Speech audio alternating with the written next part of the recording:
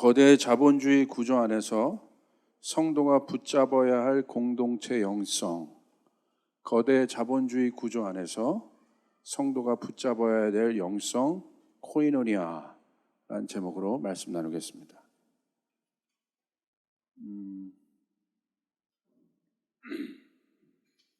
여러분, 신앙이 무엇입니까? 신앙은 우리가 믿는 바예요. 믿는 바. 믿음이라고 할 수 있어요. 이게 신앙이죠. 내가 여기 와서 그냥 찬양하고 노래하고 기도하고 이게 신앙이 아니에요. 내가 믿고 있는 바가 신앙이에요. 이 믿고 있는 바에 대한, 구체적으로 말하면 뭐냐면 내가 믿고 있는 바에 대한 확신을 말합니다. 신앙이 좋다는 것은 내가 믿고 있는 바가 분명하다는 거예요. 교회 오래 다녔다는 것이 신앙 좋다는 얘기가 아니에요. 신앙이 좋다는 것은 저 사람 신앙이 참 좋다라고 말하는 것은 그 사람이 믿고 있는 바가 분명하다. 근데 우리는 믿고 있는 대상이 있어요. 그분이 누구시죠? 하나님이십니다. 그러니까 신앙은 결국 뭐냐? 이 하나님에 대한 나의 마음의 태도를 얘기하는 거예요. 그러니까 그걸 위해서는 뭘 알아야겠습니까? 하나님에 대한 지식이 있어야 돼요. Knowledge of God, 하나님이 누구신가에 대한 지식이 있어야 돼요. 왜냐하면 이 하나님에 대한 지식이 우리가 살아가는 데 있어서 뭘 만듭니까? 모든 것의 가치를 만들기 때문에 그렇습니다. 그러니까 결국은 신앙은 이 가치를 정의하는 일이에요. 나는 오늘 왜냐하면 인간은 그 가치를 따라 살기 때문에. 어떤 사람은 돈이 자기의 삶의 가장 중요한 가치라고 define 한다면, 정의한다면 그 사람은 그 돈을 따라 사는 거예요. 어떤 사람은 인기가 될 수 있고 어떤 사람은 명예가 될 수 있겠죠. 다시 말하면 신앙이란 뭐냐? 내가 믿고 있는 바 하나님에 대한 분명한 가치를 정의하는 것이라 이거예요. 내가 어떻게 정의하고 있느냐? 이것을 우리는 다른 말로 뭐라고 얘기하냐면 세계관이라고도 표현합니다. point of view. 내가 이게 다른 말로 관점이죠.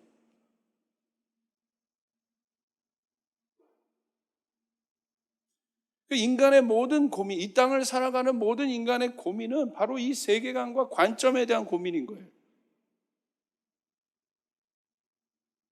내가 어떤 관점과 어떠한 이 세계관으로 이 땅을 살아가고 있는가.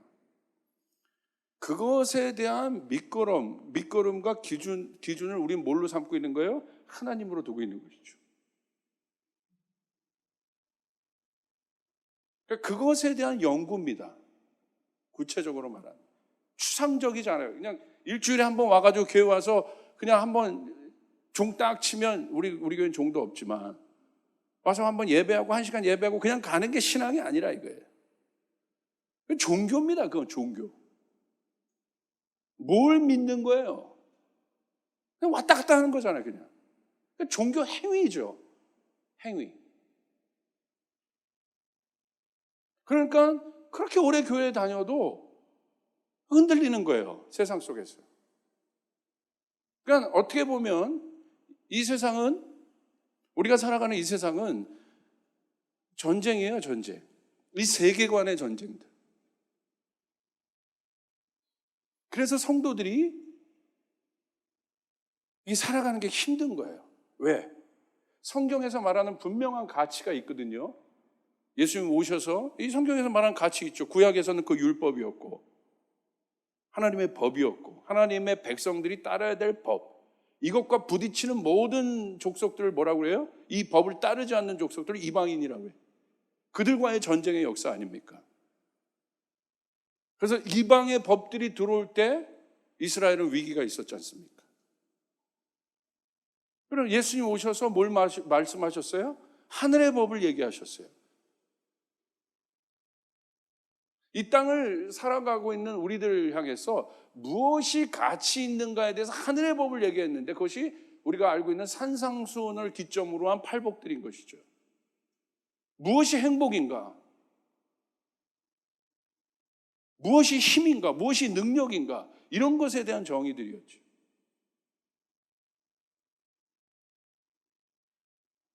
그렇기 때문에 우리가 오늘 신앙인으로서 제가 이 시대분별에 대한 금요 예배 설교 시리즈를 좀 시작한 것은 이것에 대한 분명한 관점이 없으니까 이 시대를 읽지 못한다는 거예요. 우리가 어느 시대를 살고 있는지에 대한 정확한 디파인을 해내지 못해요. 분별을 하지 못해요. 그러니까 세상에 영향력을 주는 교회와 성도가 아니라 영향을 받고 있는 사람들, 그 전쟁에서 지고 있다는 것이에요. 그래서 저는 그 관점을 이 시대 분별을 통해서 뭐를 보고 있냐? 이 세상을 구조하고 있는 스트럭처, 이 세상을 만들고 있는 가장 강력한 이 구조가 뭐예요? 돈이죠. 자본입니다. 자본주의 시대죠, 지금. 무슨 말이에요? 돈이 중심이 되는 시대라는 거예요. 돈이 모든 것의 가치를 만드는 시대라는 거예요. 우리가 자본주의 스트럭처 안에 살고 있는 한 종교건, 교육이건, 가정이건, 모든 영역의 끝은 지금 사실은 말하면 이따 얘기하겠지만 돈입니다. 여러분, 상대적으로 보세요. 이슬람의 맹주 역할하고 있던 사우디가 흔들리고 있지 않습니까? 이슬람의 맹주 역할하고 있는 사우디가 뭐 때문에 흔들려요? 돈 때문에 흔들리지 않습니까, 지금? 무너지진 않았어요? 그런데 분명히 흔들리고 있다는 거예요. 왜? 오일 가치가 하락하면서.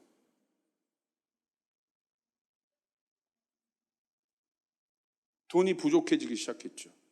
그 정권들을 이슬람을 유지하는 데 있어서 필요한 돈들이 부족해지기 시작했어요. 그러니까 뭐가 일어나기 시작해요? 이 민심의 이 분열들이, 민심의 동요가 일어나기 시작해요. 그럼 사우디 왕조가 지금 보통 비상이 아닌 거죠, 지금. 그래서 얼마 전에 그 민심의 동요를 막기 위해서 왕자 하나도 처형시켰지 않습니까? 그 정도로 심각하다는 거죠. 그 이슬람의 맹주 역할하고 있는 사우디가 돈 때문에 흔들리고 있다. 사실 지금 중동 모든 사태가 있었던 이 모든 나라들 안에서 일어났던 혁명들 보십시오. 결국은 사실 이게 뭐 때문에 일어난 것입니까? 청년 실업 사태 아닙니까? 젊은이들 안에 있었던 이 이슬람 국가들 안에 있는 이 경제적인 어려움, 그것으로 인해서 일자리가 없어지기 시작하고 노는 사람들이 많아지기 시작하는데 정부는 이 국가는 그것을 주도하고 있는 국가들은 이집트나 이런 데 보십시오. 리비아나 타락했고 절대 타락, 부패. 그러니까 들고 일어난 거죠. 그 뒤집어 버린 거예요. 경제랍니다, 경제. 사실 히틀러의 등장도 뭡니까? 사실 그 경제공황을 해결하면서 나왔죠. 독일이 있었다. 그렇기 때문에 신뢰를 준 거예요, 젊은이들이.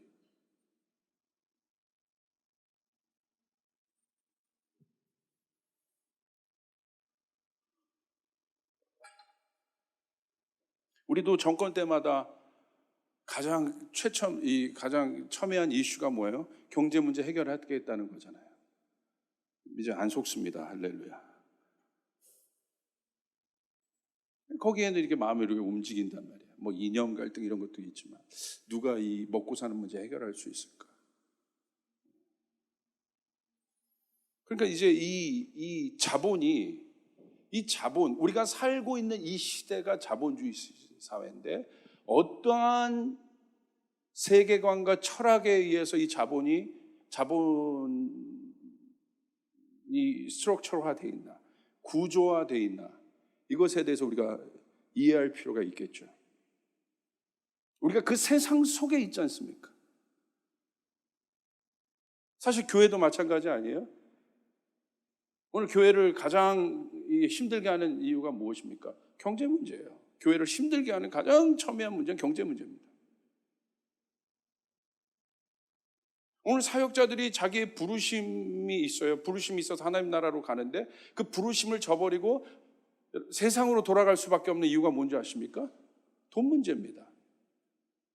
예전에는 사역자들이 투잡이 없었어요. 근데 지금 웬만하면 투잡 뛰어요 다. 어려워졌다는 거예요. 실제적인 문제라는 거예요. 여러분도 그렇지 않아요? 제가 우리 성도들, 저도 마찬가지, 저도 예외 아니죠. 이 구조 안에 있으니까. 우리의 마음이 좀 제일 위축될 때 언제인가요? 돈에 대한 압박을 받을 때 아니겠습니까? 난 자유하다. 할렐루야. 손 들어보세요. 난 자유하다. 저 아이는 손 들었어, 꼬마에. 그렇지, 자유하지. 그거 아닙니까? 사실 우리 성교의 기치를 들었습니다. 사실 우리가 성교하겠다 했습니다. 그럼 성교는 실질적인 자원이 풀리는 거예요. 사람이 가야 되고, 그거에 알맞은 또 재정이 붙어야 되고. 그래서 사실 실제적인 돈 문제라는 거예요. 굉장히 실제적인 거예요.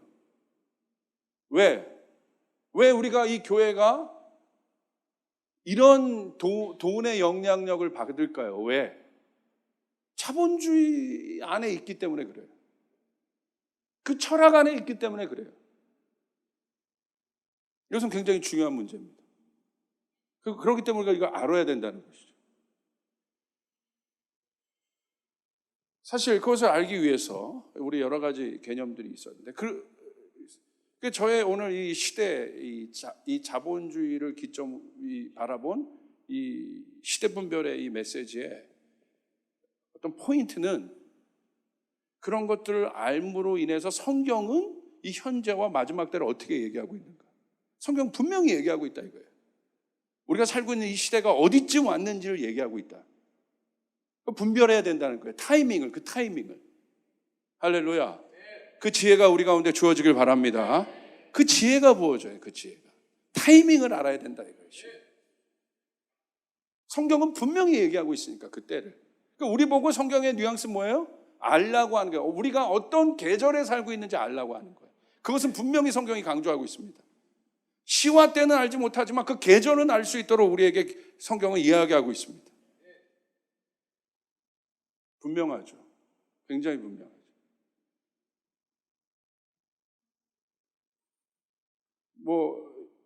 전체 역사들을 우리가 좀 보면 알 수 있어요. 그렇기 때문에 이런 관점과 철학은 굉장히 중요하죠. 이 자본주의 시대에 우리가 기독교의 핵심 철학은 무엇입니까? 핵심 가치는 무엇입니까? 사랑입니다. 할렐루야. 이게 사랑이에요, 사랑. 이것이 어떻게 구체적으로 이 자본주의 시스템 안에서 워킹할 거냐는 거예요. 이것이 질문이에요. 우리는 하나님을 아는 것이고 하나님은 사랑이고 이것이 우리 기독교의 핵심 가치인데 이 사랑이 어떻게 이 자본주의 시대에 워킹하냐는 거예요. 이거 고민하지 않으면 추상적인 신앙이 돼요. 뜬구름 잡는 신앙이 됩니다. 그러니까 교회 와서 종교놀이 하는 거예요. 종교놀이.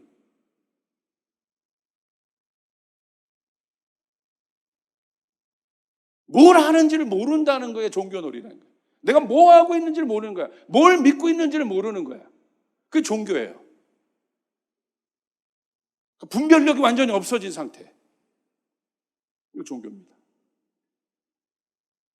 우리가 여러 가지를 볼 수 있지만 사실 이 봉건주의 시대에 있었던 이때 이제 산업혁명에 엄청난 이 역사적 혁명들이 일어나죠.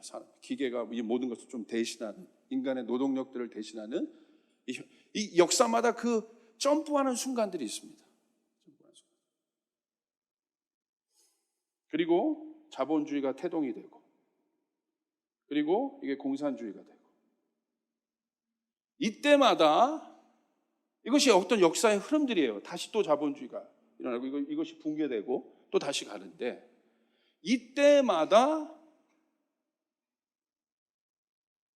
이 자본의 흐름이 지금까지 쭉 진행되고 있어요. 사실 2008년에 어떤 이 경제 위기도 있었고 경제 공황도 있었고 역사의 어떤 사건과 관점들이 있었어요.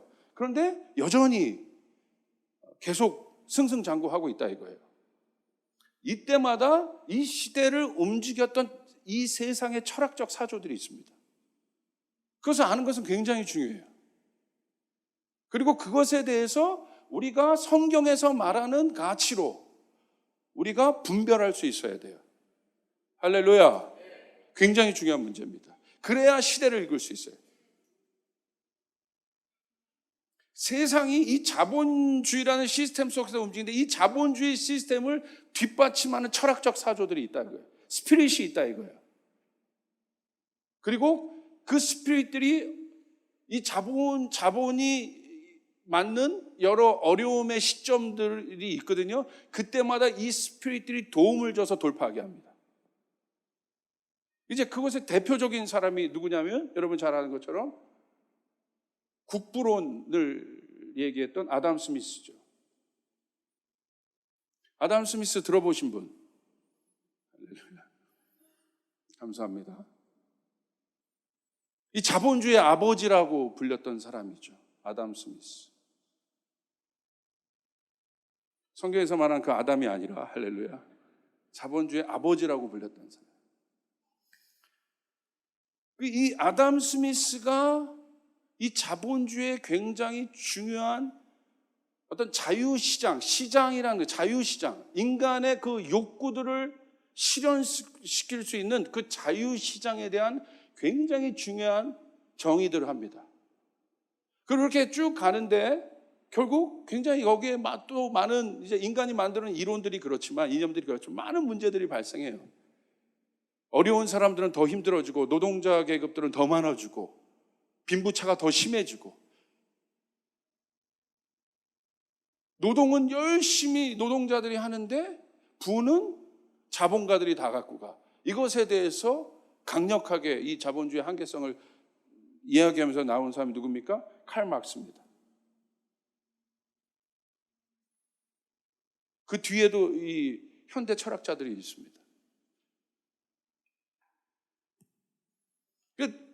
초점은 뭐냐면 왜 이것에 대해서 우리가 논의를 해야 되냐면 아담 스미스라든지 칼 막스라든지 나오는 수많은 수많은 경제학자들이 있어요. 케인즈도 있고 이 모든 사람들, 이게 철학자들이거든요. 이 사람들의 관심은 뭐냐면 사실은 자본이 아닙니다. 자본의 주체가 되는 인간에 대한 고민이에요. 인간론에 대한 고민이에요. 사실 자본을 고민한 게 아니에요.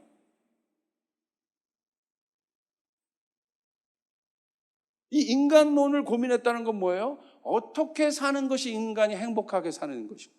이것에 대한 진지한 질문입니다. 그래서 이 인간에 대한 고민을 하니까 이걸 뭐라고 그래요? 철학이라고 하는 거예요. 철학. 인간에 대한 고민이죠. 근데 우리는 뭐예요? 사실 인간에 대한 고민을 합니다. 그게 두 번째 계명이에요. 내 이웃을 내 몸처럼 사랑해라. 할렐루야. 아멘.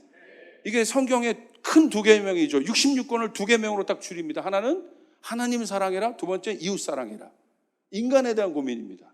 근데 우리는 첫째 계명이 있다 이거예요.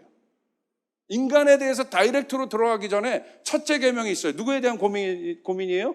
인간 고민 굉장히 중요합니다. 먼저 누구를 고민해야 되는 거예요? 신에 대한 고민, 하나님에 대한 고민. 이걸 뭐라고 그래요? 신학이라고 하죠. 이것을 학문화시킨 것. 인간에 대한 고민을 학문화시킨 것을 철학이라고 하죠. 철학은 이 신학에 대해서 참조는 하지만 절대적인 가치로 두고 있지는 않죠.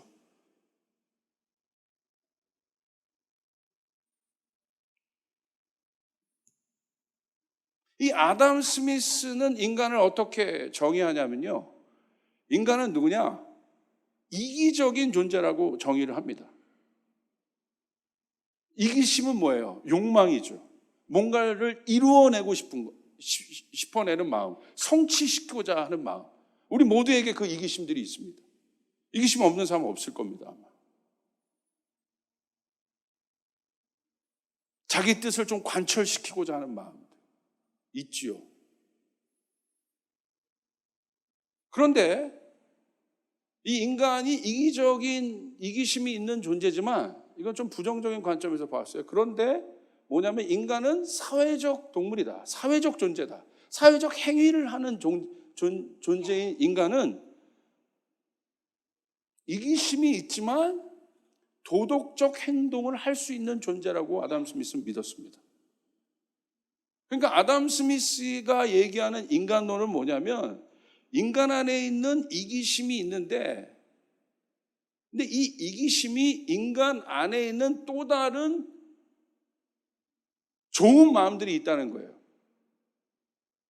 그러니까 자기만 알고 자기 것만 성취하고 자기 것만 이렇게 하려고 하는 그런 마음들이 아니라 그 마음 플러스 다른 것에 대한 존중하고자 하는 마음, 사회를 생각하는 마음, 전체를 생각하는 마음, 공공의 이익을 생각하는 그런 마음이 있다고 봤어요.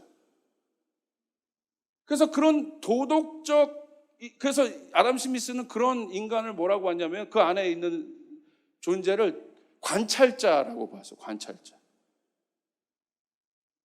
내가 이기심으로 어떤 행동을 내 위주로 할 수 있죠. 근데 이것이 도덕적인 어떤 룰들을 벗어날 수 있어요. 근데 그것을 관찰해주는 관찰자가 있다고 믿은 거예요. 근데 이것이 그때 그것들을 얘기했을 때 상당히 많은 반향을 일으켰습니다. 이것에 대해서 한 번도 고민하지 않았던 인간들에게 있어서 아담 스미스의 이런 주장들은 상당히 많은 반향을 일으켰어요. 그래서 인간 안에 있는 이기심들이 이 도덕적 자아에 의해서 통제될 수 있었다고 믿었어요, 아담 스미스. 그런데 18세기에 이 산업혁명이 일어나면서 산업혁명이 뭡니까? 생산품이 많이 생산됐다는 거예요. 하나 생산되던 게 막 100개씩 생산됐다는 거예요. 그럼 뭘 의미합니까? 시장이 확대됐다는 것을 의미합니다. 그러니까 시장이 확대됐다는 건 뭐예요? 이때 나왔던 무역이 뭐예요? 자유무역주의가 나온 거죠. 막 이윤을 극대화시키고 막 더 생산품이 나오고 시장이 더 뻗어나가고 이것에 대한 통제가 없었던 겁니다. 그래서 잘 사는 나라들이 막 생겨나기 시작했어요. 그래서 그 당시에 있었던 잘 사는 나라, 부자 나라, 잘 사는 나라의 여러분 기준은 뭐라고 봤냐면 어떤 나라가 금과 은을 많이 소유하고 있느냐, 어떤 나라가 금과 은을 많이 소유하고 있느냐에 따라서 그 나라가 국부인가 그렇지 않은가에 대한 판단을 가져왔다는 거예요. 그걸 바로 뭐라고 해요? 그때 그 금과 은을 소유하고 있는가에 따라 그 성공의 척도를 바라본 그 주의가 중상주의죠. 이것에 대해서 반대한 사람이 바로 아담 스미스. 이것을 증오했어요. 어떻게 금과 은을 많이 소유하는 게 잘 사는 나라의 기준이 될 수 있느냐.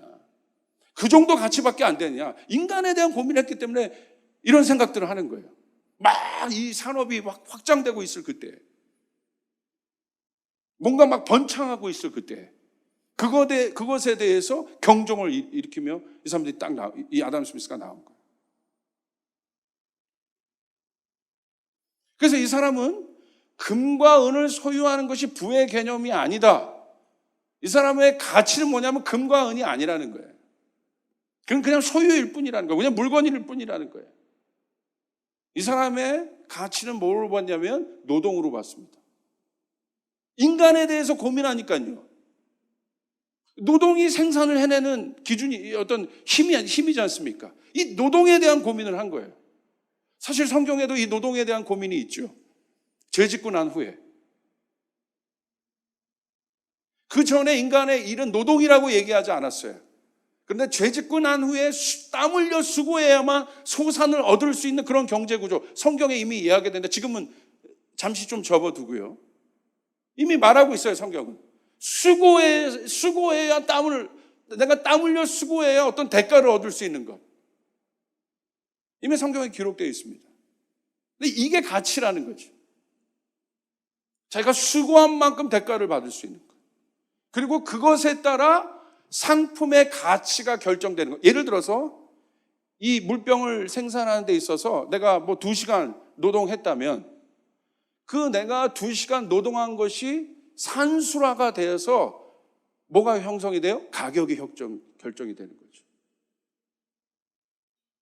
그래서 그렇게 이 소중한 노동이 가치가 되어서 자유롭게 돌아갈 수 있는 이 구조를 이 자유시장 경제라고 봤죠. 그래서 아담 스미스까지 그 자유시장 경제를 얘기하는 거예요. 이게 중요하구나. 그리고 이 자유시장 경제는 뭐가 움직이고 있어요? 우리가 잘 알고 있는 보이지 않는 손. 그 손이 그 보이지 않는 손은 결국 뭘 말하는 거예요? 가격을 말하는 거죠. 그 보이지 않는 손이 있다. 그래서 그 가치 있는 가격들을 매겨주고 있다. 굉장히 이상적이죠. 낙관적이죠.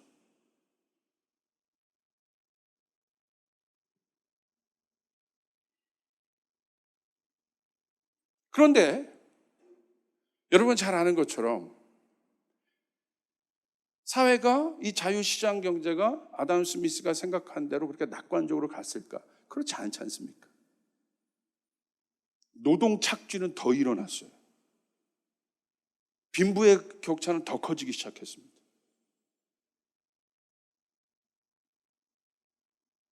이런 관점에서 제가 연구하고 있는 부분이 교회는 지금 그 시대에는 뭘 얘기했을까? 이러한 철학이 흐르고 있을 때 교회는 성직자들은 성도들은 무엇을 얘기했을까? 아직 거기까지는 제가 이렇게 매치해서 연구해 보지는 않았지만 굉장히 중요한 인사이트들 줄 것 같아요. 세상은 이렇게 돌아가고 있잖아요. 이렇게 역사가. 이 가치에 대한 고민 아닙니까? 근데 보십시오. 아담 스미스가 얘기했던 자유로운 개인이 이익을 추구한다. 여기선 자유로운 그 개인이라는 이 개인에서 이 자유의 이 인간론에 대해서 우리가 점검할 때 그 이기적인 우리 인간의 마음이 그것을 인정했어요. 이기적인 존재다, 인간은. 근데 그것이 인간 안에 있는 도덕적 정의, 울타리 안에서 아담 스미스는 통제가 됐다고 보는 거예요. 우리는 성경의 기준으로 볼 때 이것이 얼마나 잘못된 관점인가를 알 수 있죠. 성경은 인간을 그렇게 보지 않습니다. 도덕적으로 인간의 이기심을 인간이 통제할 수 있다고 보지 않아요, 성경은.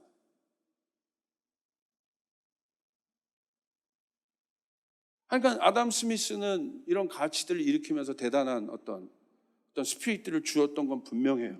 그냥 중상주의, 금과 은을 소유하는 것이 국부이다라는 그 개념을 인간을 중심으로 해서 인간의 노동력을 신성화시키고 그것의 관점을 돌려서 이 자본주의가 이만큼 또 오게 했어요. 굉장히 중요한 철학을 일으킨 거예요, 사상을. 그래서 인류가 한바탕 또 이렇게 점프할 수 있는 계기를 마련했다 이거예요. 완벽하지는 않았지만. 세상은 이런 가치, 세계관들의 변화로 인해서 움직여지고 있습니다.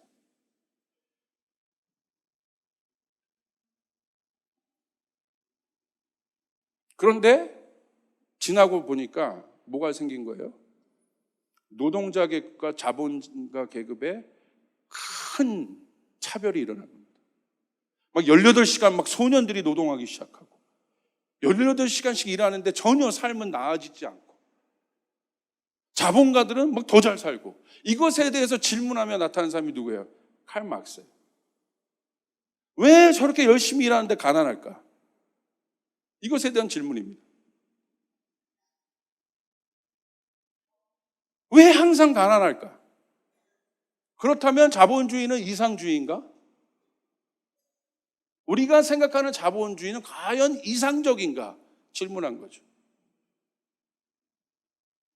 그리고 지금도 막 4차 산업혁명이라고 얘기하고 있지만 그 테크놀로지, 기술의 발달들, 그때 당시에 있었던 기계의 발달 등에 의해서 인간의 노동력이 가치가 없어지기 시작했어요. 그것으로 인한 인간성의 소멸들, 기계화, 부품화, 조직화 이런 일들이 진행돼. 이것에 대해서 반기를 든 거예요. 질문을 던진 겁니다. 그 칼 막스도 어마어마하게 이것과 싸웠어요. 자기가 믿고 확신하는 바에 의해서 싸운 거예요. 아담 스미스도 그랬지만 칼 막스도 역사를 이 세계사의 어떤 이 자본이라는 어떤 관점으로 봤을 때 이 자본의 어떤 흐름들을 확 바꿔낸 사람들이 있는데 바로 이런 사람들이에요. 이 사람이 연구한 거죠. 사실 이 사람은 이 해결의 이 변증법의 영향을 굉장히 많이 받았는데, 이 해결의 변증법이 정반합이지 않습니까?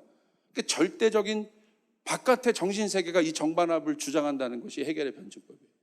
근데 이걸 믿죠. 바깥의 세상을 믿지는 않았어요. 바깥의 정신적 힘들을 믿지 않았어요. 그래서 이 사람이 받아들인 게 유물론입니다. 물질에 의해서 이 정반합이 이루어진다. 그래서 이 칼 막스의 사상은 뭐예요? 물질에 의한 유물론적 변증법이라고 하죠. 그래서 이 사람의 모든 글은 여기에 기초해서 써갑니다. 자본주의가 있었어요. 이거에 대해 반대하는 걸 드러냅니다. 그리고 그렇기 때문에 이런 결과가 도출돼야 된다. 고민하는 거죠. 그냥 나온 것들이 아닙니다. 이 사람이 아까 이 칼 막스의 고민 무엇입니까? 왜 노동하는데 정당한 가치를 인간들이 못 얻고 더 어려워지며 전혀 예를 들어서 이 상품을 만들어내는데 한 100의 노력이 들어갔다면 100%로 본다면 인간의 노력은 뭐 한 40%, 기계가 한 뭐 60%, 다른 것이 한 20% 되는데 인간이요 40%의 노동을 썼는데 그만큼의 가치를 못 가져가는 거예요. 그 나머지 공평하게 배분돼서 갖고 가야 되는데 그러지 못하는 나머지 그 부분, 그걸 누가 갖고 가요? 자본가가 갖고 가요. 그걸 잉여라고 해요. 잉여가치. 나머지 그 부분. 그걸 아는 거예요. 그래서 그 개념을 써낸 거예요.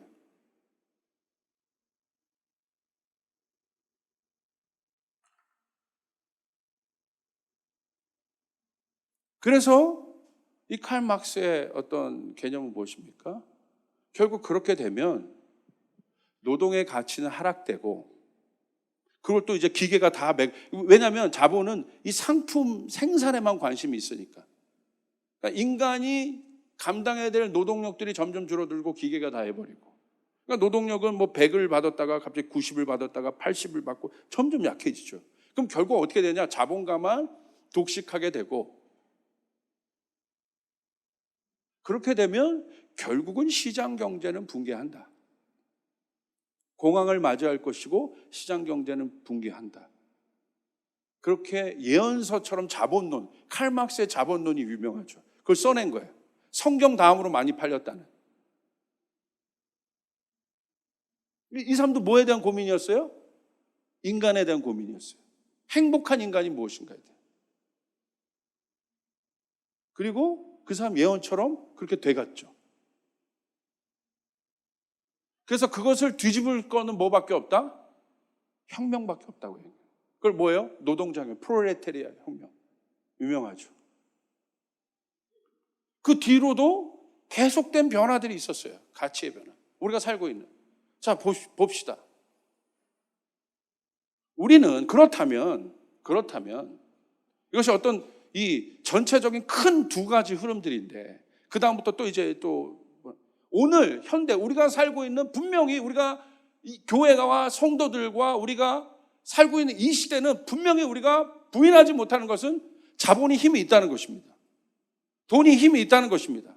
이것에 대해서 우리는 어떠한 영성을 가지고 살아야 하는가? 아까 얘기했죠. 하나님은 사랑이신데 이게 너무 추상적이에요.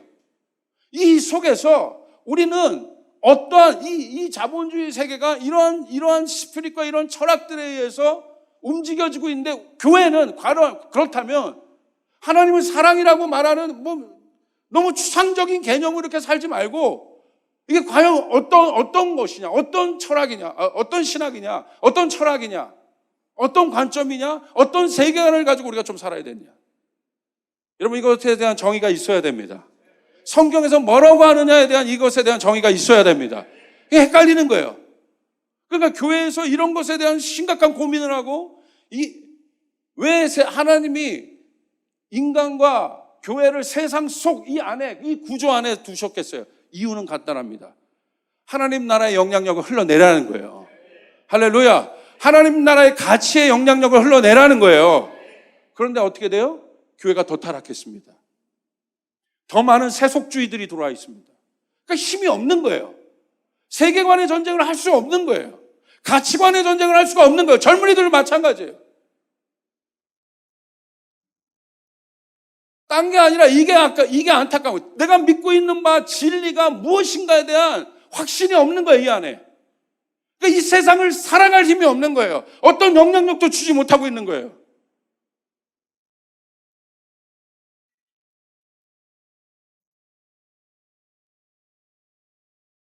예수님이 오셔서 사실 예수님이 보여주신 건 뭐예요? 거의 혁명이죠, 혁명.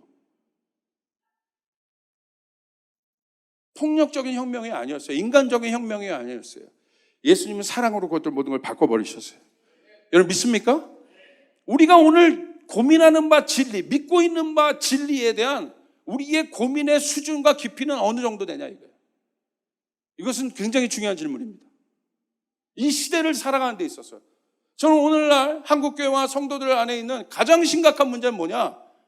마지막 때에 대한 인식이 없습니다. 시대적 상황에 대한, 계절에 대한 인식이 없습니다. 내가 오늘 어디에 살고 있는지, 우리 가정이 어디에 살고 있는지, 내 인생이 어느 계절을 맞고 있는지에 대한 분별이 전혀 없습니다. 그러니까 저기 열방의 이웃들이 죽어가고,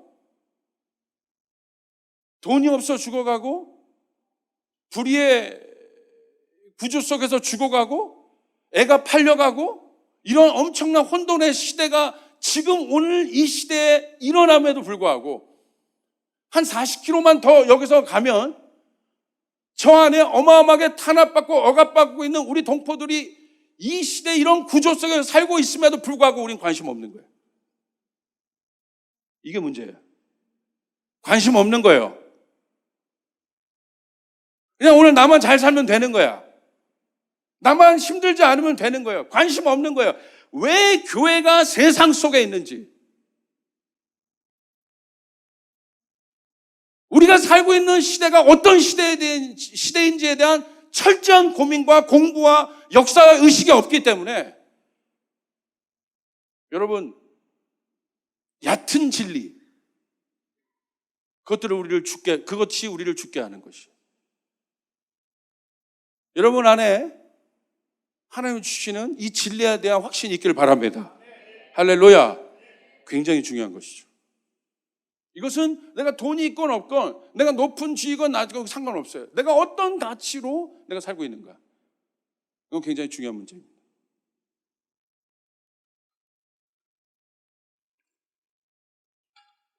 일에 대해서 우리 한번 빨리 정리해 봅시다. 자, 보세요. 그럼 여러분이 생각하는, 여러분은 자본에 대해서, 여러분 돈에 대해서 어떤 철학을 갖고 계십니까? 아담 스미스, 제가 칼 막스, 케인즈, 나중에도 그 다음 시간에 제가 또 설명해 드릴 거지만, 여러분은 이 자본에 대해서 어떠한 철학들이 있습니까? 돈에 대해서 어떤 철학들이 있습니까? 그게 없어요.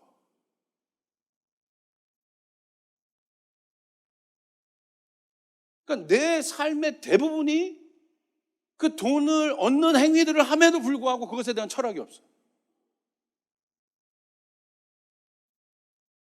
성경은 분명히 얘기하고 있어요.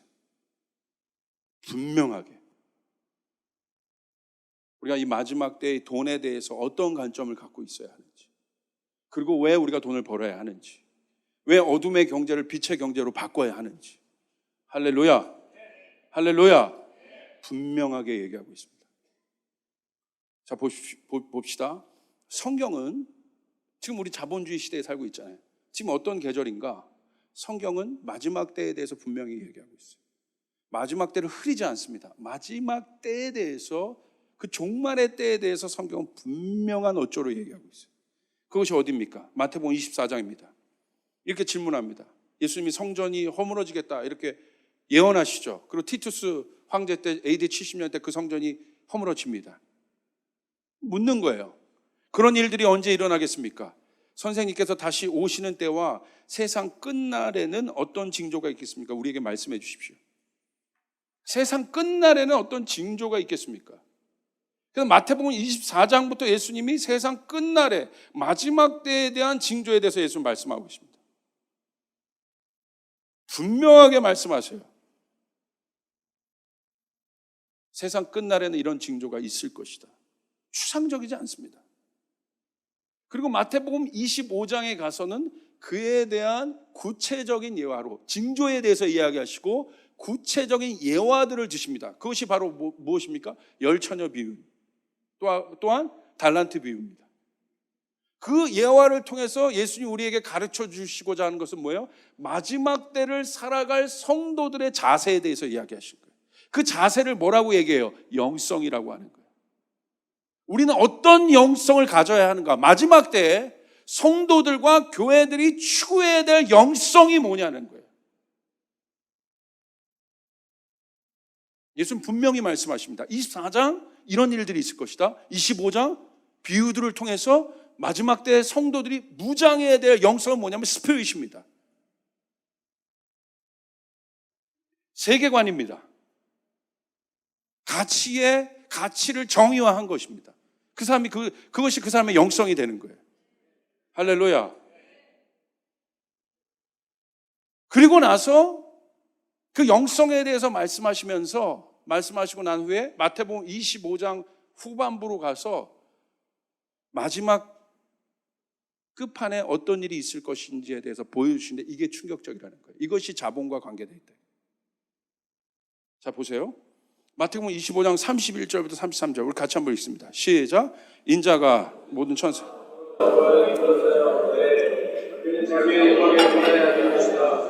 모든 민족을 내 앞에 들어와 진짜 양과 양을 드시지 그를 향해서 양을 오른쪽에 그 뒤에 설 것이다. 자, 보세요. 인자가 모든 천사와 함께 올 것이다. 이게 재림이죠. 하이라이트입니다. 24장부터 시작된 마지막 때에 대한 설명과 그것에 대한 예와 영성에 대한 성도들의 준비와 그리고 25장 그것을 준비한 사람들이 누구냐? 마지막 하이라이트를 보여줍니다. 오시는 거예요, 그분이. 오는데 어떻게 오세요? 모든 민족을 그 앞에 불러 모아 세워놓고 뭐 하시는 거예요?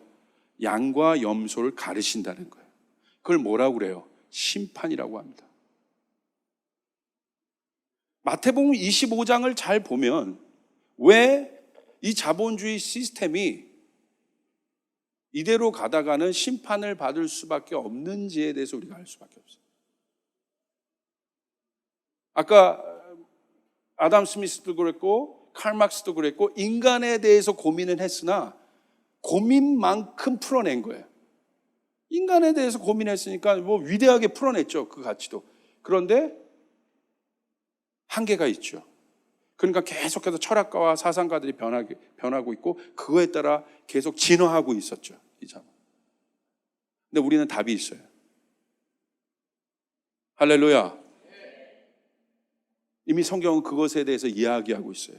그리고 교회가 왜 이것에 대해서 가르쳐 줄 거라고 생각하세요? 우리만 내가 예수 믿으니까 하나님 믿으니까 잘 이대로 준비해서 나 천국 가야지 그 말이겠습니까? 아니죠. 흘려보내라는 거예요. 영향력을 끼쳐내라는 거예요. 이게 힘이라는 거예요. 이게 교회라는 거예요. 이게 성도라는 거예요. 흘려보내라. 영향력을 끼쳐내라. 굉장히 레디컬하죠. 그냥 사는 게 아니라는 거죠. 그리고 양과 염소를 가르듯이 그들을 가르고 양은 그의 오른쪽에 염소는 그의 왼쪽에 세울 것이다. 우리 결론을 알고 있습니다. 그 마지막 때에 그렇다면 양과 염소를 나누는 기준이 무엇이겠습니까?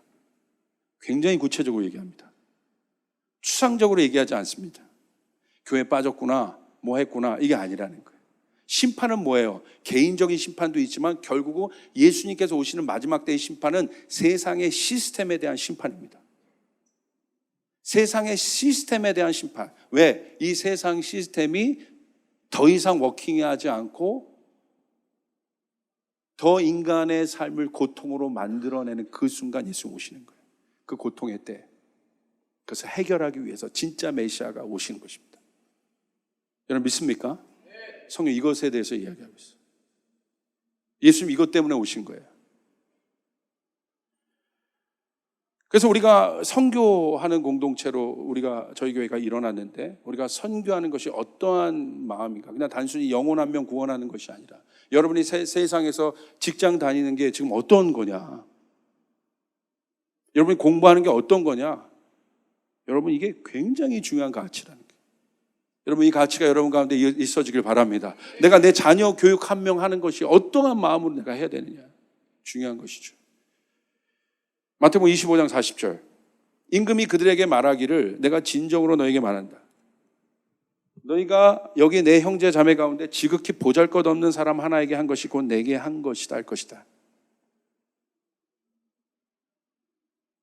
이 사람은 양의 편에 들어 그 주인으로부터 보상을 받습니다. 인자로부터.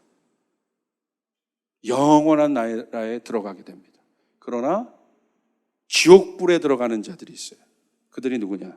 마태복음 25장 45절 46절. 이게 개인적인 것들로만 보지 말고 이 시스템, 우리가 살고 있는 이 땅의 시스템이 해결하지 못하는 문제가 바로 이거거든요. 인간에 대한, 행복한 인간에 대해서 고민했는데 더 어려운 사람이 많아졌고, 아까 막스도 결국은 혁명을 통해서 그 유토피아를 이루고 싶었으나 결국 지금 어떻습니까? 더 어려운 자들이 많아요. 자 보세요. 25장 45절 46절. 때에 임금이 그들에게 대답하기를 내가 진정으로 너에게 말한다. 여기 이 사람들 가운데서 지극히 보잘것없는 사람 하나에게 하지 않는 것이 곧 내게 하지 않은 것이다 라고 하고 말할 것이다. 이 46절 같이 있습니다. 시작. 그리하여 그들은 봅시다. 마지막 때의 심판의 기준은 무엇입니까? 정확하게 나와 있네요. 지극히 작은 자 하나에게 한 것. 그 사람들이 증가돼요. 세 번역으로 보면 지극히 보잘것없는 자들. 이들이 해결되지 않습니다. 이 사람들은 한마디로 말하면 어떤 사람들입니까? 고통 속에 있는 자들이에요.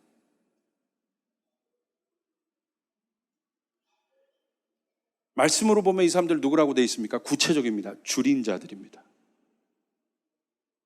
목마른 자들입니다. 나그네 된 자들입니다. 헐벗은 자들입니다. 병든 자들입니다. 옥에 갇힌 자들입니다.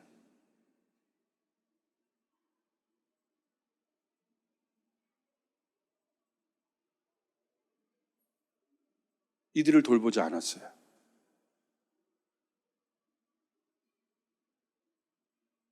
이게 바로 뭐에 해당하는 거예요? 두 번째 계명을 완성시키지 않은 거예요. 첫 번째 계명에만 있었던 자들이에요. 나와 하나님과의 관계, 좋다. 반쪽이죠. 그 첫째 계명은 분명합니다. 첫째 계명은 뭐예요? 하나님을 사랑하는 것. 내 뜻과 마음과 정성을 다해서 하나님을 사랑하는 것. 할렐루야. 근데 그 사랑이 뭐냐는 거예요. 그러니까 두 번째로 가지 않으면 내가 하나님을 사랑했던 이 사랑이요, 잘못된 사랑인 거예요.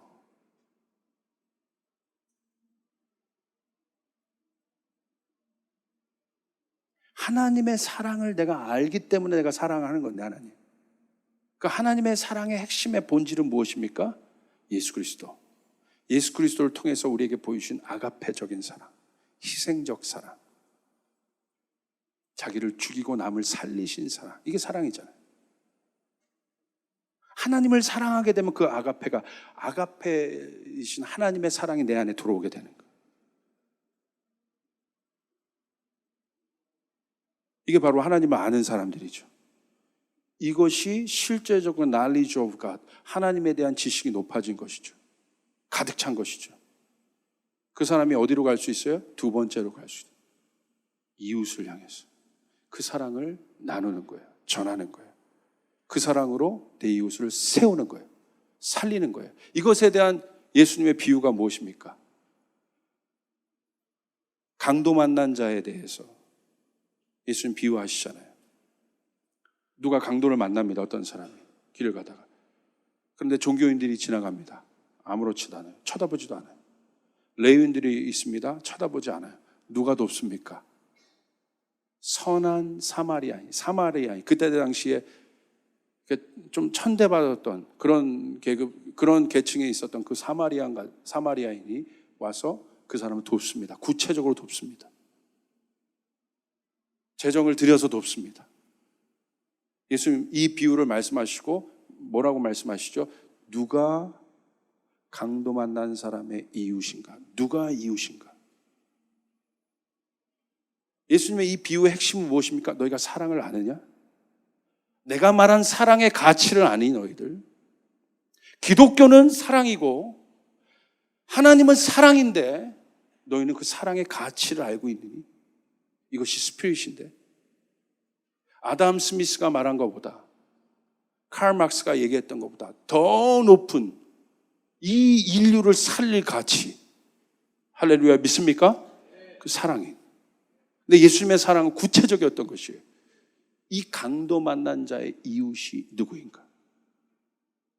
하나님은 알고 있다고 얘기했던 제사장들과 레위인들은 이 사랑에 이 하나님을 알았지만 예수님의 비유의 핵심 무엇입니까? 그들은 하나님을 모르는 자들이라는 거지. 도무지 알지 못하는 자들. 하나님이 알지 못하는, 하나님을 모르는 자들인 거예요.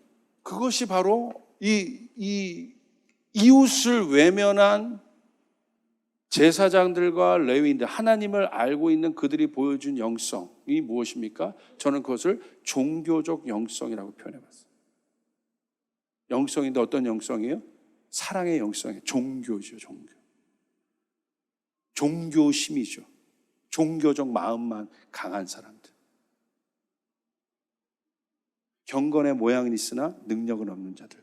주님이 이런 자들에서 떠나라고 했습니다. 이것 때문에 한국교회가 막혀온 거예요. 이 종교성 때문에.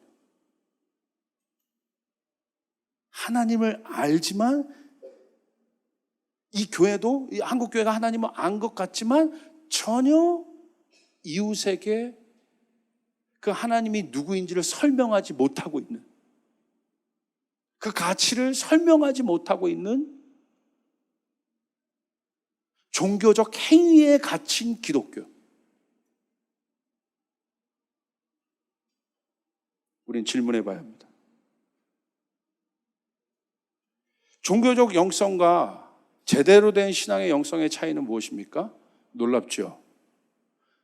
첫째 계명에서 차이가 안 나요. 저 사람이 진짜인가 가짜인가 첫째 계명에서는 차이가 안 나요. 보이지 않는 하나님 앞에서는 차이가 나지 않습니다. 어디서 나요? 둘째에서 차이가 납니다. 둘째에서 저 사람이 진짜인가 가짜인가, 둘째 계명에서 저 사람이 말하는 사랑이 진짜인가 가짜인가가 드러납니다.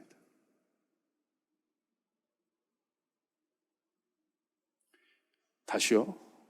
종교적 영성과 우리가 말하는 진리에 기반한 영성의 차이는 무엇입니까? 보이지 않는 하나님을 섬기는 일에서는 차이가 나지 않습니다. 저 사람이 아는 게 진짜인가? 진짜 사랑인가? 차이가 나지 않습니다. 어디서 납니까? 보이는 이웃을 어떻게 대하고 있느냐, 거기서 차이가 납니다. 그러므로 우리 교회가 선교를 이 시대에 주장하는 것은 뭐예요? 주님의 명령이기 때문에 한 영혼을 구원하려고? 아니죠. 이 계명의 완성인 것입니다. 할렐루야. 마땅히 해야 되는 것이죠. 마땅히 해야 되는 것이죠.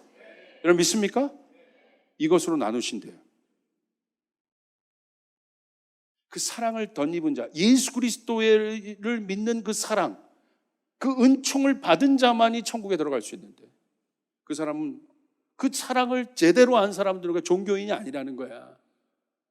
예수를 통해서 하나님 전안으로, 하나님 지성소 안으로 들어갈 수 있게 되는데, 그 은혜로 인해서 종교인들은 들어갈 수 없다 이거예요. 내가 예수를 머리로만 알고 있다? 들어갈 수 없다 이거예요. 이것이 이계명으로 가야 합니다. 종교적 영성의 뿌리는 무엇입니까? 이웃을 생각하지 않습니다. 자기만 압니다. 그러니까 이런 거죠. 종교는 뭐예요? 이웃을 돌보지 않는 자기 해탈. 관심 없어. 나만 해탈되면 되는 거야. 자기 성찰. 이웃을 돌보지 않는 자기 성찰. 이웃을 돌보지 않는 자기 성장. 이게 종교예요.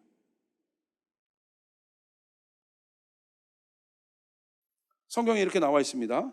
그 자기를 사랑하는 때가 마지막 때이다. 디모데후서 3장 1절 2절. 그대는 이것을 알아두십시오. 말세에 어려운 때가 올 것입니다.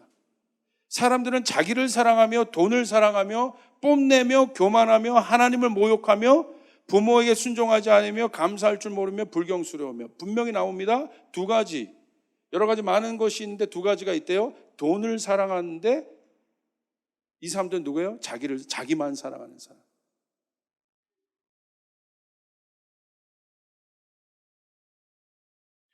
사실은 오늘 막스도 그렇고 아담 스미스의 고민은 그거였죠. 돈이 중요한데, 이 돈이 중요한 가치가 돼버렸는데, 그래서 그들이 국부론도 생각해놓고 자본론도 생각해놓고 많은 스피리트를 만든 거예요. 그런데 세상이 더 어려워진 거예요. 쉽게 말하면 지극히 가난한 자들이, 지극히 작은 자들이 더 늘어나고 있는 거예요. 이것에 대해서 관심이 없는 세상. 엄밀히 말하면 그것이 자본주의다. 관심이 없다. 자본 자체가 무슨 능력이 있겠습니까? 자본주의가 만들어낸 영성과 스피릿을 보시라는 거예요. 관심이 없는 거예요. 이게 위기인 것이죠.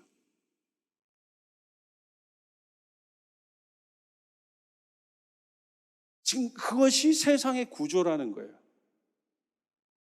그래서 제2, 3의 칼 막스들이 또 나올지 몰라요. 이런 사람의 영향을 받은 사람이 누굽니까? 나오지 말아야 될 사람들이 나온 거죠. 레닌 같은 사람들이 나온 거죠. 피해 혁명들을 가져온 사람들이. 무섭죠. 그런 사람들의 기반이 됐다는 것이. 오늘 교회가 일어나야 될 일은 무엇입니까? 교회가 해야 될 일은 무엇입니까? 이 엄청난 구조, 그리고 그 구조를 설명한 철학들이 시시각각 변하고 있는 이때에, 세계관이 변하고 있는 이때에 오늘 교회들이 일어나야 될 것이 무엇입니까? 진짜 사랑의 가치로 우리들이 일어나야 돼요. 그래서 그것에 대해서 영향을 줘야 된다 이거예요. 무엇이 진짜인지. 자본 자체가 문제가 아니에요. 자본 자체는 여러분 도움이 돼요. 하나님이 설악하신 시스템이에요. 자본이 무슨 힘이 있어요? 돈이 힘이 있어요? 돈을 숭배하는 인간이 문제인 것이지. 돈을 해석하지 못하는 인간이 문제인 것이지. 돈 자체가 무슨 물건이지 무슨 힘이 있습니까? 그것을 우상화시킨 인간의 마음이 문제인 것이지. 그러므로 우리는 다스릴 줄 알아야 돼요. 그래서 해석하는 것이 다스린다는 거예요. 그걸 사용할 줄 아는 것이 다스린다는 것이에요. 올바른 곳으로 돌릴 줄 아는 것이 다스린다는 것이에요. 하나님이 그 사람을 일으킬 것입니다. 바로 정렬시킬 수 있는 사람들. 왜 돈을 사랑하는데 자기를 사랑하는 것이 같이 나오겠어요? 그게 문제라는 거예요. 물론 이 자본주의 시스템에서는 그 자본을 갖고 있는 사람이 있을 수밖에 없어요. 그런데 그를 뭐라고 하진 않아요. 문제는 뭐예요? 있을 수밖에 없죠. 이 사회 구조는 불완전하지만 그래도 이 시대를 지탱하는, 예수님도 존중해 주셨거든요. 그 시대의 시스템들을. 그러니까 불완전하지만 그래도 있잖아요. 그런데 이런 사람들이 조금만 성경에서 말하는 이 철학, 사랑의 철학, 사랑의 가치, 이런 것에 대해서 이들이 진리를 접할 수 있었다면 수많은 사람들이 살았을 거예요. 할렐루야. 이게 우리가 해야 될 일이에요. 이게 교회가 해야 될 일이에요. 우리가 전도해야 될 이유가 이런 거예요. 이런 사람들이 돌이켜야 돼요. 이런 사람들이 돌아와야 되는 것이에요. 이 진리를 들어야 되는 것이에요. 근데 교회 왔는데 다른 얘기해. 자기는 이미 성공했는데 성공 얘기해. 그 가치를 듣고 싶어서 왔는데. 진짜 행복이 뭔지를 듣고 싶어 왔는데, 내가 이런 많은 것들을 소유했는데 정말 이것들을 어떻게 사용하는 거예요. 소유인데 이 사람의 존재에 대해서 고민하는 거죠. 내가 어떤 존재가 돼야 내가 갖고 있는 이 소유가 아름다워질 것인가에 대해서 교회 와서 들은 거야. 그럼 어떻게 돼요? 그 사람 그 소유를 나누기 시작하는 거예요. 하나님 나라를 위해 쓰기 시작하는 것이죠. 수많은 죽어가는 사람들, 지극히 작은 자 하나, 돌봐야 될 작은 자 하나를 돌보기 시작하는 것이죠. 마찬가지입니다. 그것이 없어도 교회에서 이런 가치가 성립이 되어 있다면 여러분의 일상에서 최선을 다해 공부할 수밖에 없는 거예요. 여러분 돈을 벌 수밖에 없는 것이에요. 왜? 그 일들을 위하여서 하나님. 이것이 있으니까 이 시스템에 이와 같은 사람이 죽어가는데 이 사람을 돌보라고 얘기하고 있어요. 마지막 때는 이 사람을 돌보아야 된다. 헐벗은 자, 굶주린 자, 이 사람들이 늘어나게 될 것이다. 저는 지금 시즌이 맞다고 봐요. 왜냐하면 주님이 보여주고 계신 거예요. 앞으로 전 세계는요, 향후 10년간 난민의 시대예요. 향후 10년간 난민의 시대입니다. 난민이 없이는, 난민을 말하지 않고는 국제 정세를 풀 수가 없어요. 지금 정세가 그렇게 난민이 등장함으로 말미암아 모든 정세들이 다 꼬인 거예요. 지금 왜 하나님이 난민을 갑자기 전 세계 스테이지 위에 올렸겠어요? 왜 하나님이 갑자기 중동이 붕괴되면서 그 난민을 스테이지 위에 올렸겠어요?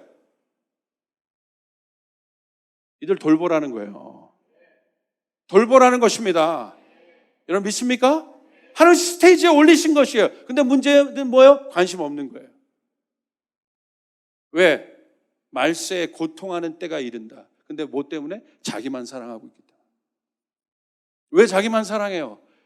하나님의 사랑에 대한 가치 철학이 정리가 안 돼 있기 때문에. 첫째, 더 구체적으로는 첫째 계명, 둘째 계명이 정리가 안 돼 있기 때문에. 그러니까 신앙이 뭐예요? 추상적이죠. 목적이 없어요. 내가 왜 돈을 벌어야 되는지, 내가 왜 공부를 해야 되는지, 내가 왜 음악을 해야 되는지 목적이 없는 거예요. 왜 우리가 교회로 모여야 되는지 목적이 없는 거예요. 그런 목적이 없으니까 교회에 와서 직분 타령하고 있고 누가 나 공격했는지 안 했는지 이런 차원으로 놀고 있고 그 수준에 놀고 있는 거야. 그 수준에. 어마어마하게 해야 할 일들이 많은데, 어마어마하게 돌봐야 될 사람이 많은데, 할렐루야, 모여서 기도하기 바쁜 것이에요. 그 가치를 가지고 세상에 나가서 영향력을 주기에 바쁜 것이에요. 그런 젊은이들이 이 교회에서 일어나길 바랍니다. 10년 안에 일어나길 바랍니다. 그 리더들이 일어나길 바랍니다. 여러분 믿습니까? 내가 10원을 벌어도 왜 벌어야 되는지, 내가 공부를 해도 1시간 공부를 해도 왜 해야 되는지, 우리가 부흥을 시켜도 왜 시켜야 하는지, 그것에 대한 이유를 아는 사람들 이곳에 일어나길 바랍니다. 그게 교회예요. 고통의 핵심은 무엇입니까? 무엇이 진짜 고통입니까? 고통에 대한 답이 없을 때입니다. 답이 없는 거야. 답이 없어요. 이 사람들이 지극히 작은, 이 자본주의 안에 있는 그 계층들이 지극히 작은 자들인데 답이 없는 거예요. 이런 어마어마한 철학가들이 일어나도 답이 없는 거예요.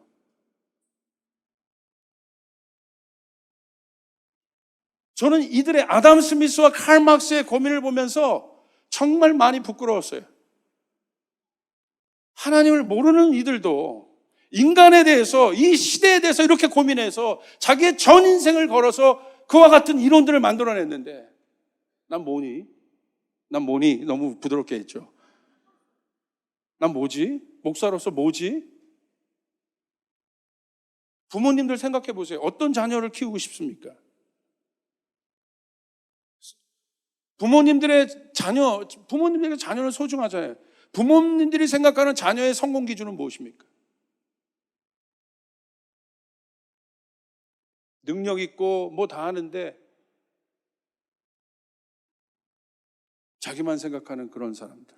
그 사람이 성공했다고 할 수 있을까요? 힘이 있고 권력은 있으나 성공했다고 할 수 그 인생이 정말 가치 있는 인생이고 정말 내 자녀가 그렇게 됐을 때 진짜 행복할까요? 아닌 것 같거든요. 하늘의 가치를 가르쳐 줄 수 있어야 합니다. 공부 열심히 해라. 네가 해야 될 일이 이런 것들이 있단다. 네가 나가야 될 일이 이런 것들이 있단다.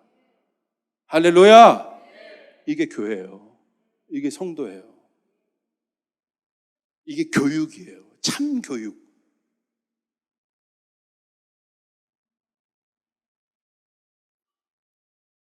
교회 안에 교육이 없어졌어요. 프로그램은 있는데 교육은 없어졌어요. 가르쳐 지키게 하라고 했는데 무엇을 가르칠 줄을 몰라요. 프로그램은 돌리는데. 그러니까 제자가 나오지 않습니다. 잘 생각해 봐야 돼요. 진짜 고통은 무엇입니까? 답이 없다는 것입니다. 그분들 진짜 고통이래요. 전쟁이나 사고로 인해서 어느 부위를 잃었어. 다리를 잃었는데 그 잃은 부위가 가려운 거야. 그거 어떻게 합니까? 가려운데 긁을 데가 없어. 이게 고통이라는 거예요.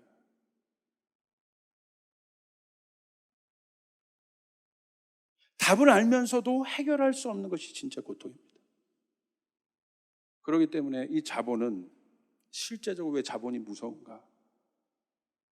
자본으로 해결할 수 있는 고통이 많아요. 근데 제가 냉정하게 얘기합니다. 자본으로 해결할 수 있는 고통이 많습니다. 아까 지극히 작은 자들 나왔죠? 굶주린 자, 헐벗은 자, 목마른 자. 구체적입니다. 자본이 해결할 수 있습니다. 적어도 돌보는 일에 대해서는. 그러니까 성경이 자본에 대해서 굉장히 부정적인 뉘앙스를 가질 것 같죠. 그렇지 않아요. 성경은 자본에 대해서 별 관심이 없어요. 자본을 숭배하는 인간이냐, 자본을 다스리는 인간이냐, 그것에 관심이 있어요. 자본 자체, 돈 자체 성경이 색안경을 끼고 있을 것 같죠. 아니요, 그건 영혼이 없는 거예요. 관심이 없어요, 성경은. 항상 성경은 그것의 주체가 되는 인간에게 관심이다. 근데 우리는 돈의 능력을 알아요. 돈으로 해결할 수 있는 고통의 문제가 실제적으로 상당히 많습니다. 이게 우리가 가져야 될 자본에 대한 입장이에요. 자본주의 안에서. 나는 성결하니까 난 돈 아니죠. 적극적으로 우리가 돈을 어떻게 해석하고 있느냐. 이 말세에 고통당하는 때를 보면 우리는 적극적으로 해석해야 돼요. 그리고요, 보십시오. 그 돈이요, 모든 것의 근간이 되고 있습니다. 아까 제가 종교 얘기했어요. 모든 종교의 타락의 뿌리는 무엇입니까? 돈이지 않습니까? 딱 올라가면 돈이잖아요. 아까 사우디도 얘기했고 기독교 마찬가지죠. 불교, 천주교도 같은 맥락이에요. 유대교도 마찬가지입니다. 이 거대 자본주의에 있어서 우리는 어떻게 될까? 마지막 때 우리가 붙잡아야 될 영성은 무엇인가? 성경 구체적으로 나와 있습니다. 이 거대 조직을 이룬 집단 속에서, 이 구조 속에서 우리는 어떠한 영향력을 끼칠 수 있을까? 그때 당시에는 어디로 볼 수 있어요? 로마죠. 거대 집단, 거대 구조죠. 성경에 몇 가지 단서들이 있습니다. 그게 무엇입니까? 마지막 때 영성. 그게 바로 거대한 로마라는 구조에서 살아남을 수 있었던 초대교회의 모양은 어떤 것이었습니까? 작은 집단 교회였고 코이노니아였습니다. 아멘. 봅시다. 초대교회의 시대적 배경을 보십시오. 마지막 때에 대한 인식이 있었습니다. 로마라는 거대 구조 안에 있었습니다. 초대교회가 거대 로마 구조를 이길 수 있는 방법은 세상의 구조를 편승하지 않는 하나님 나라의 구조가 공동체로 형성될 수 있었다. 이 자본이 형성된 어마어마한 시스템 있지 않습니까? 우리의 고민은 여기죠. 여기 편승하지 않으면서 이 안에 사는 것. 그런데 사는데 어떻게 살아요? 그냥 사는 것 정도가 아니라 영향력을 끼치는 것. 그게 무슨 방법이 있겠냐 이거예요. 편승하지 않는데, 편승해야만 성공해요. 그러나 편승하지 않고 그 세계관과 싸워 이길 수 있고 세계관을 바꿀 수 있을 만한 영향력을 줄 수 있는 게 뭐냐? 그 단서가 뭐였어요? 여러분 로마에 있는 이스라엘은 그 로마라는 구조 안에 들어가야 성공할 수 있었어요. 근데 그들은 그렇게 하지 않았고 예수는 그렇게 하지 않으셨어요. 어떻게 했습니까? 그 속에서 그 스피릿을 로마를 바꿀 만한, 나중에 네로가 두려워하지 않습니까? 그 정도로 영향력을 끼칩니다. 방법이 뭐예요? 작은 공동체인데 이 작은 공동체의 성격이 중요한 것이죠. 작지만 어떠한 성격으로 그들이 모였나? 하나님의 사랑을 가진 그들은 코이노니아로 모였어요. 서로를 존중하며 모였어요. 할렐루야. 자기 것을 나누며 모였어요. 그게 공동체라는 거예요. 작지만 힘 있는 공동체였어요. 작지만 능력 있는 공동체였어요. 믿으시면 아멘 합시다. 그 공동체가 작지만 힘 있는 그 작은 플랫폼들이 확산되기 시작할 때 로마는 두려워하기 시작했습니다. 로마는 두려워하기 시작했어요. 힘도 아니라고 느꼈어요. 그냥 청년 하나가 똑똑한 청년 하나가 유대교 안에서 일어났나 보거나 이렇게 봤는데 그 예수가 죽었는데 죽은 것이 아니라 어떻게? 교회라는 모양의 작지만 힘 있는 공동체로 그들이 모이기 시작했습니다. 그 가치는 어마어마했습니다. 속을 파보니까 어떻게 되어 있습니까? 사도행전 2장 44절 46절 믿는 사람이 다 함께 있어 모든 물건을 서로 통용하고 재산과 소유를 팔아 각 사람에게 필요를 따라 나눠주며 날마다 마음을 같이하여 성전에 먹이를 힘쓰고 집에서 떡을 떼며 기쁨과 순전한 마음으로 음식을 먹고 하나님과 사람들 앞에서 그들이 칭찬을 받은 그 일들이 일어났습니다. 성격이 중요한 것입니다. 어떻게 모여있느냐. 오늘 교회가 우리 조이풀 교회는 어떻게 모여있느냐. 어떤 가치로 우리가 모여있을 것인가. 작지만 강해야 합니다. 할렐루야. 이 작은 공동체들이 확산되기 시작할 때 이 구조는 흔들리게 되어 있습니다. 구조는 영향을 받게 되어 있습니다. 보십시오. 어떻게 됐습니까? 결과는 로마라는 거대 구조는 무너졌습니다. 그러나 하나님 나라의 교회는 지속되었습니다. 그 영향력은 확산됐습니다. 작은 공동체가 답인 것입니다. 작지만 실제적으로 모여야 돼요. 그래서 저희 교회도 제가 꿈꾸는 게 있어요. 여러분 작지만 이제 이 기치를 안 우리들은 작지만 여러분 335 실제로 모여야 되는 것이에요. 할렐루야. 이 사랑의 가치로 모여야 되는 것이에요. 이 데스티니로 모여야 되는 것이에요. 서로 통용하고 나누고 그게 사랑이잖아요. 이것이 두 번째는 실제 결과는 어땠습니까? 로마는 무너졌지만 코이노니아를 중심으로 한 작은 교회 공동체의 확산과 영향력은 상상할 수 없을 정도로 커져갔다. 세 번째, 교회 공동체의 영향력이 약해진 이유는 무엇입니까? 실제로 이렇게 확산됐지만 왜 결국 약해졌어요 또? 이게 64년 네로 황제 때부터 이제 탄압이 시작되거든요. 기독교 탄압이 쭉 지속됩니다. 그러다가 이 탄압의 절정까지 가요. 그러다가 312년에 콘스탄틴 황제가 기독교로 개종하면서 313년에 밀라노 칙령 때 콘스탄틴 황제가 이것을 국교로 선포하면서 뭐가 됐어요? 문제는 여기 있다 이거예요. 그 작은 초대교회의 커뮤니티가 뭐가 됐어요? 종교화돼 버렸어요. 내가 왕인데 그냥 유대인들처럼 모여서 그 전통, 이게 유대교가 그 기반이잖아요. 왕인데 이 초대교회가 기반이잖아요. 그냥 공동체에 모여서 내가 그냥 떡대면서 서로 사랑하는 왕이, 이게 어려운 거야 왕이니까. 그러니까 뭘 만들어요? 제단도 만들어 놓고 좀 구별된 어떤 좌석도 만들어 놓고 좀 의식도 만들어 놓고, 이게 사실은 엄청나게 이 기독교가 공인이 돼서 엄청난 영향력을 주긴 줬지만 사실은 이때부터 타락하기 시작해요. 종교화되기 시작. 그 안에 코이노니아가 없어지고 나눔이 없어지기 시작하고, 누가 권력을 갖기 시작했어요? 교황들이 권력을 갖기 시작. 이게 문제가 된 것이죠. 그래서 그 거대 집단이 되었을 때 그 기독교가 외쳤던 건 뭡니까? 십자군을 통해서 뭐예요? 전 세계를 점령하기를 원했다. 이 말도 안 되는 일들을 끄집어내기 시작한 것이죠. 사랑의 가치가 아닌 거예요. 폭력, 힘, 권력, 이것이 난무한 기독교가 돼버린 것이죠. 무엇이 깨진 거예요? 이 작은 공동체의 가치가 깨진 것이에요. 형식이 없었던, 그들 안에. 아멘. 사랑의 가치로 그들이 모여서 서로의 필요를 나누고 서로의 필요를 돌보기 시작하고, 그런 모임 속에서 누가 뭐가 필요한지, 자기만 와가지고 종교적으로 이러고 있을 텐데 거기에 누가 뭐가 필요한지 교제가 없는데 뭐가 거기에 여러분 사랑의 이 코이노니아가 이루어졌겠습니까? 그때부터 타락되기 시작합니다. 그게 중세입니다. 그리고 어떻게 보면 그 기독교의 전신들이 지금까지 오기 시작합니다. 그 제도화된 전신들이 지금까지 오기 시작합니다.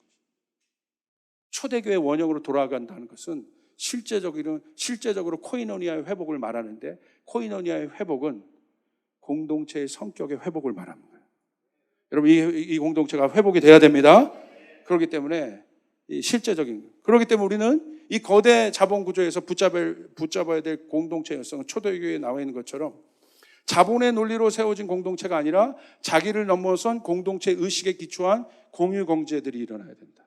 공유 경제는 뭐예요? 서로의 부족함들을 나눠야 된다는 것이. 내가 더 있으면 나눌 수 있어야 되고, 콩 한 쪽도 나눌 수 있는 마음을 얘기하는 거예요. 여러분, 그 마음으로 일어나길 바랍니다. 이게 교회입니다. 나눌 수 있고 돌볼 수 있는 마음들. 그러니까 교회에 와서 자꾸 뭔가를 받아가려고 하는 사람도 있어요. 그거 굉장히 중요한 거지만 더 나가셔야 돼요. 내가 무엇을 나눌 수 있을까? 무엇을 섬길 수 있을까? 이게 공유하는 거예요. 앞으로 보십시오. 세상도 결국은 이 공유 경제, 쉐어하는 문화가 젊은이들 안에서 급속도로 일어나고 있잖아요. 차도 나눠 타고 집도 나눠 하고, 이게요 그런 흐름이에요 지금. 그러니까 니드에 의해서도 이렇게 하는데, 우린 그 니드, 그 변화된 그곳에 기독교의 가치를 넣어야 된다 이거예요. 사랑하기 때문에 그러는 거예요. 사랑하기 때문에 돌봐야 되는 것이에요. 여러분, 그럴 수 있기를 바랍니다. 이게 우리가 흘러줘야 되는 거예요. 흘려보내야 되는 것이에요. 그렇기 때문에 이 공동체에 들어왔을 때 고통받는 자들이 없기를 바랍니다. 실제적인 돌봄으로 고통받는 자들이 없기를 바랍니다. 실제적인 그 채워짐이 있기를 바랍니다. 아멘. 그 스피릿들이 흘러야 되는. 두 번째, 컨텐츠 공동체. 거대 조직에 편승하지 않는 창조적 공동체, 컨텐츠 창조를 통한 다양한 문화가 일어나야 됩니다. 일어나된 전체적인 문화에선 그 다양성이 일어날 수가 없습니다. 컨텐츠라는 건 다양하다는 거예요. 지금처럼 천편일률적인 조직 문화에서는 다양성이 일어날 수가 없어. 그냥 하이라르키예요. 그냥 구조적인 거예요. 근데 성경에서 말하는 교회는 다양한 것이에요. 몸입니다. 지체입니다. 지체 안에 있는 다양성들이 일어나야 됩니다. 그러기 위해서는 그 자율성들이 있어야 돼요. 성숙함들이 보장돼야 돼요. 그래서 저도 꿈꾸는 거예요. 저희 교회 안에 목사로서의 직분도 있지만 각자의 성도들의 자기 영역의 역할들이 있지 않습니까? 여러분의 부르심들이 있지 않습니까? 다 목사 될 수는 없잖아요. 다 선교사 될 수는 없잖아요. 각자 여러분의 부르심 속에서 그것들을 회복해서 하나의 몸된 교회를 이루어내는 것, 그 기능들이 회복되는 것. 아멘. 여러분 믿습니까? 다양성 안에 하나됨, 하나 안에 다양성을 이루어내는 것.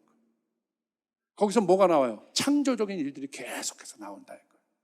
새로운 일들이 계속해서 만들어진다 이거예요. 저희 교회는 그런 가능성이 되게 많아요. 지금 그렇게 많이 되고 있어요. 감사해요. 다양하게. 저희 교회 두 번째 시즌 바로 그겁니다. 그 다양한 재능을 가지고 일어나는 것, 그 은사들이 개발돼서 일어나는 것, 그리고 그 영역이 개발되기 시작한다는 것. 여러분 그럴 수 있기를 바랍니다. 구체적으로. 예를 들어서 윤종신 씨가 그런 인터뷰를 했어요. 얼마 전에. 윤종신 씨의 지금 존니가 1위잖아요. 존니? 여러분? 1위잖아요. 근데 그 인터뷰, 글을 썼어요. 어떤 모 매체와 인터뷰했는데 너무 좋은 글이어서 제가 쉐어를 했습니다. 그 사람은 철학이 분명하더라고요. 자기가 딱 나와보니까 거대 자본 구조 엔터테인먼트 시장에서 살아남을 수 있는 길이 없더라. 그래서 이 사람이 플랫폼을 만들기 시작하는 거예요. 어떤 플랫폼? 자기가 스스로 컨텐츠를 계속 만드는 거예요. 여기서 내가 할 일은 어마어마한 골리앗이 있는데 내가 싸울 수 없다 이거야. 힘이 없으니까. 자기가 할 수 있는 건 자기가 스스로 그 구조에 편승돼서, 돈이 없으니까 편승돼 들어가질 못해. 그러나 자기가 할 수 있는 건 창조적인 건 만들어낼 수 있다 이거야. 그래서 이 사람이 월간 융종신이라는 것을 기획해서 끊임없이 곡들을 써내기 시작했어요. 처음에는 반응이 없었습니다. 끊임없이 몇 년간 그 컨텐츠를 계속해서 제공했어요. 결국 어떻게 돼요? 지금 차트 1위로 올라갔어요. 그래서 이 사람이 인터뷰한 거야. 똑똑하게. 거대 구조 자본시장과 싸울 수 있는 능력은 저에게 없습니다. 제가 할 수 있는 건 창조적인 컨텐츠를 만드는 일밖에 없었습니다. 여러분, 이게 교회가 해야 할 일이에요.